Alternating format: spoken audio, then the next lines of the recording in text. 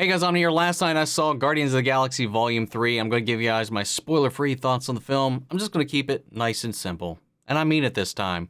James Gunn knows how to write these characters. He knows how to pull at your heartstrings. And this is, hands down, one of the most emotionally challenging films to get through in the MCU, man. Oh my lord. I was on the edge of tears throughout most of this movie. Humor has been a valid complaint in a lot of MCU projects up to this point, and I'll go ahead and say not every joke in this film lands, but my lord, I was jumping at any levity when it would come up, dude, because I needed breaks. I needed an emotional break from some of the stuff that was going on in this. This is probably one of the darker MCU films that we've had. It's definitely one of the more graphic MCU films that we've had. If you are extra sensitive to like any scenes involving animal cruelty, be warned going into this movie, because we are diving into Rocket's backstory, and it is honestly worse than I expected in that manner. So for the faint of heart, it's going to be a little difficult to get through. We have our first F word just out and about for a little joke.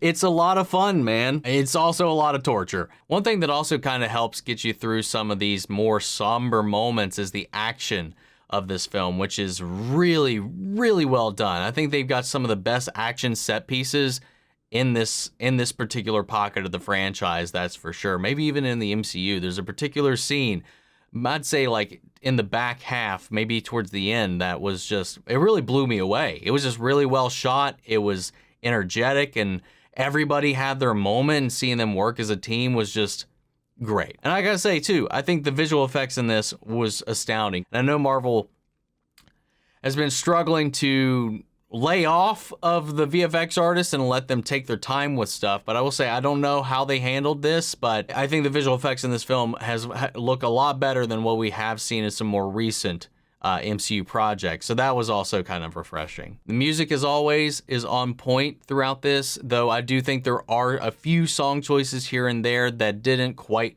gel for me, and the scenes, it felt a little out of place, but for the most part, I feel like the music worked throughout this film. It really gives everybody on the team a sense of closure to the stories that we've been following up until this point. Every member of this team gets their moment to kind of shine. One thing that I really do like about this, and it's something that's been hinted at time and time and again in the previous films, and that is we really dive hard and heavy into Rocket's backstory.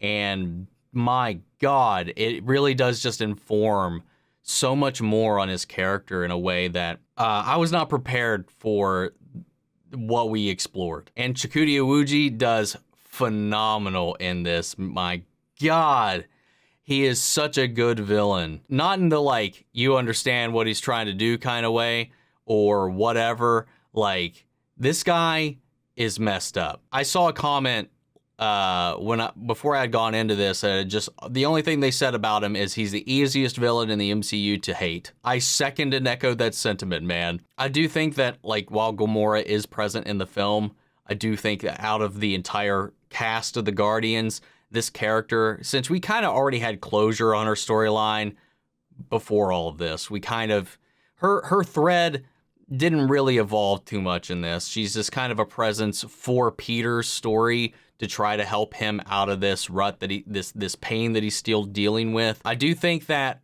if you skipped out on the holiday special, some things might go a little over your head. I would definitely recommend checking that out if you have not. I reacted to it here on the channel. Okay, check that out as well. But there's a lot of little nuggets in here that you might be a little confused about, or just like, huh, when did that happen?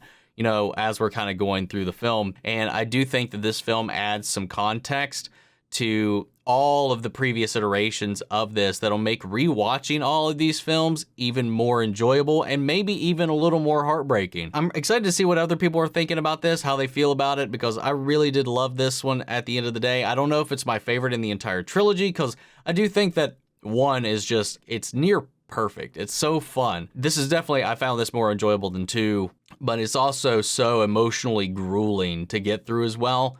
Whereas I don't have that issue with the other one, so I don't know the rewatchability of this. I will also say, like Gamora, Adam Warlock is also a character that just, I felt like could have been utilized a little bit better within the film, especially after all that buildup and the time we wait to kind of see him come onto the screen. I would have liked to have seen them maybe have expanded upon him a little bit more and maybe given him a little bit more to do. But for what he was in here for, it worked just fine. This movie is about the team. It's about the Guardians. It's about them taking care of their own.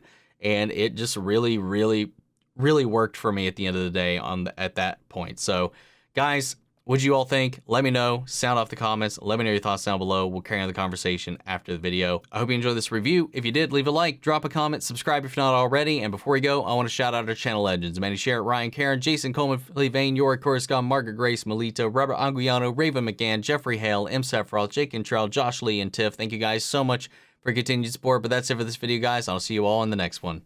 Take care, everybody.